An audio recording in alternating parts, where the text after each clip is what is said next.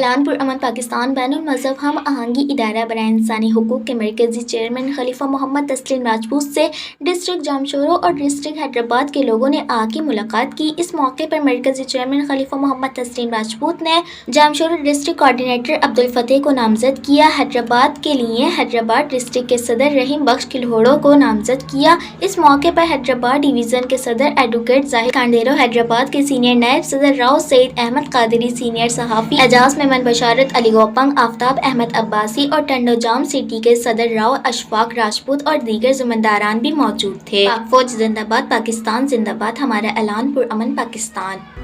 ہمارا اعلان پرامن پاکستان، ہمارا اعلان پرامن پاکستان، ہمارا اعلان پرامن پاکستان، ہمارا اعلان پرامن پاکستان۔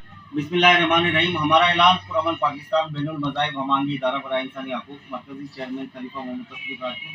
آج میڈیا کے دوستوں کا اور تمام دوستوں کا شکریہ ادا کرتا ہوں۔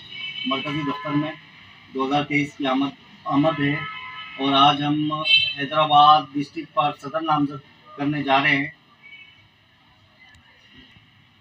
جامشورو ڈسٹرکٹ کے کوآرڈینیٹر عبدالفتاح عباسی صاحب کو ہم کوآرڈینیٹر نامزد کرتے ہیں ڈسٹرکٹ جامشورو کا، اور رحیم بخش کلہوڑو صاحب کو ہم ڈسٹرکٹ حیدرآباد کا صدر نامزد کرتے ہیں۔